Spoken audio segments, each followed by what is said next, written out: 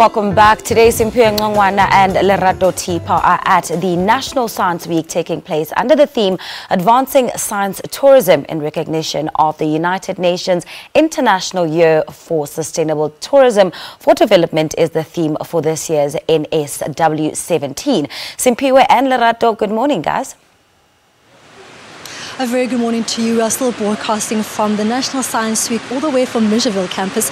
Now, the man I'm about to speak to next has climbed mountains to assist students and climbed more mountains to assist students, and also played a pivotal role in the renaming of the new institution. A very good morning to Professor Swartz, who's the Vice Chancellor of Nelson Mandela University. Really exciting times for you as university, relaunch of a new name, and also now the Science Week. How does that feel for you as this institution?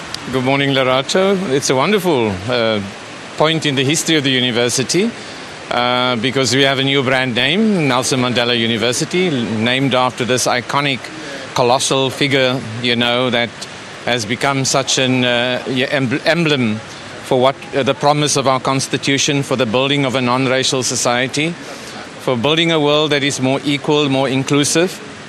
And I believe that our university must play a critical role in the development of that new society, not just in South Africa, but I think across the continent and in the world for that matter. And so the fact that the National Science Week is taking place at our university and on this particular campus heralds all sorts of possibilities for the university in which we can expose new generations of students that will be coming to university, hopefully, to the wonders and the magic of science and technology, and how it can better explain the world and solve some of the persistent problems facing our people at this time. Problems of inequality, of poverty, of unemployment. If you can just look at the background here to where the university campus is located in Missionville, it sketches out the paradoxes of our time, that you have all this technological development on the one hand, right next to a sea of poverty and inequality.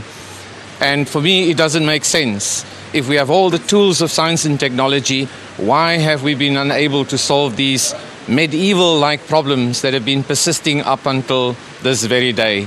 And our commitment is to use the powers of science and technology to help to solve these stubborn, perplexing problems of our time.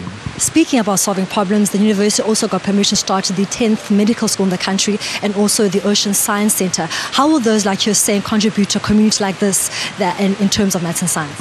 Yeah, I mean, the Missionville community is almost personifies the nature of an unequal society that is so starkly contradictory, that we face massive problems of people not having access to quality health care, especially in the urban centers on the periphery of the cities, in the townships, and of course in the vast rural hinterland of our country. And we see the role of our medical school as making sure that it's committed to taking the bottom 80% up and include them in a modern economy, and make sure that they have best quality health care and facilities. And so the 10th medical school is going to play an enormously important role in making sure that poor people can get into quality health care across the country, but particularly, of course, in this province. And it is important that we not only focus on the training of medical doctors, but also healthcare workers working in communities in developmental contexts to help to solve problems there that do not only involve clinical and biomedical problems, but also psychosocial problems and economic problems in those communities that will have to be reconstructed.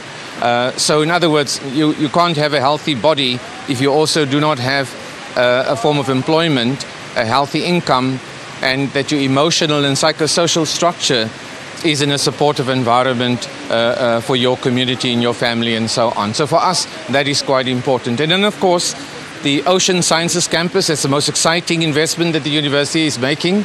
It's the first large-scale, comprehensive and articulated Ocean Sciences Campus on the African continent.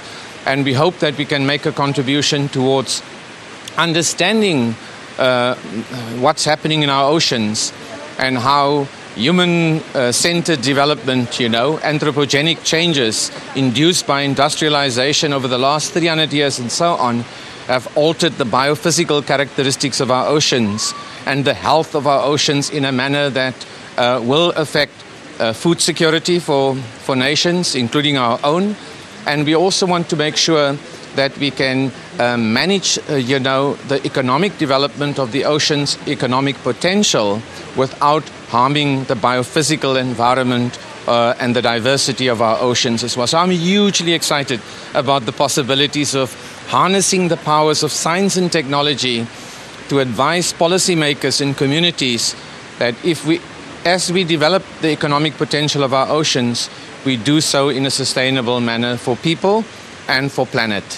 Well, that was the Vice Chancellor of NMMU saying that the key to science is trying to find solutions that deal with the socio-economic issues faced in the Eastern Cape and also the country. Later on, we're speaking to the Minister of National Science and Technology, Naledi Pandor. But for now, let's go back to in studio.